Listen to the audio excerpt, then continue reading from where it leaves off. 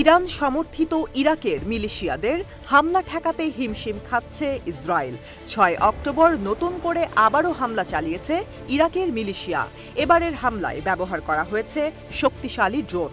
ইসরায়েলের গণমাধ্যম Jerusalem post নিশ্চিত করেছে এই তথ্য। গেল সপ্তাহে ইরাকের মিলিশিয়াদের ড্রোন হামলায় নিহত হন ২ ইসরায়েলি সেনা। এর মাধ্যমেই বোঝা যায় দিন দিন কতটা ভয়াবহ হচ্ছে ইরাকি মিলিশিয়াদের সমরাস্ত্র।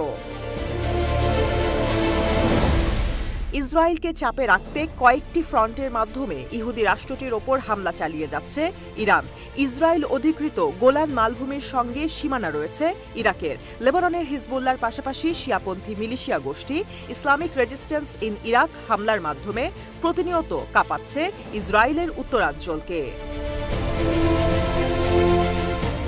জেরুজালেম পোস্টের প্রতিবেদনে বলা হয়, গোলান মালভূমিতে ইসরায়েলি সেনাদের লক্ষ্য করে চালানো হয় হামলা। ইসরায়েলের সামরিক বাহিনী আইডিএফ জানিয়েছে, স্থানীয় সময় রোববার ভোর ৫টায় ২টি ড্রোন প্রবেশ করে ইসরায়েলের আকাশসীমায়। যদিও আঘাত হানার পূর্বেই ড্রোন দুটিকে ধ্বংস করে ইসরায়েলের আকাশ প্রতিরক্ষা ব্যবস্থা, তাই হতাহতের কোনো তথ্য মেলেনি। এছাড়াও ইরাক থেকে আসা আরেকটি ড্রোনও ধ্বংস করা হয় গুশদান উপকূলে। ইরাক থেকে সিরিয়ার সবচেয়ে কাছাকাছি সীমান্তের দূরত্ব ২৬৮ কিলোমিটার। বিশাল দূরত্ব পাড়ি দিয়ে পশ্চিমে উপকূলীয় এলাকায় ড্রোনের পৌঁছে যাওয়াকে বিস্ময়কর বলছেন বিশ্লেষকরা। গাজায় আগ্রাসন বন্ধ না করা পর্যন্ত ইসরায়েলে হামলা অব্যাহত রাখার ঘোষণা দিয়েছে ইসলামিক রেজিস্ট্যান্স ইন ইরাক। সাম্প্রতিক সময় ইলাত বন্দর সহ ইসরায়েলের গুরুত্বপূর্ণ স্থাপনায় হামলা চালিয়েছে মিলিশিয়া গোষ্ঠীটি। সীমানা বাড়ানোর জন্য দখলের খেলায় মেতেছে ইসরায়েল। বাগদাদে ইরানের রাষ্ট্রদূত মোহাম্মদ কাজেম আল সাদেকের সঙ্গে বৈঠকে এমন অভিযোগ করেছেন ন্যাশনাল উইজডম মুভমেন্টের নেতা সাইদ আমার হাকিম। ইরাকের শিয়াপন্থী বৃহৎ জোটের এই নেতা জানান, যুদ্ধবন্ধে ঐক্যবদ্ধভাবে কাজ করতে হবে সবাইকে।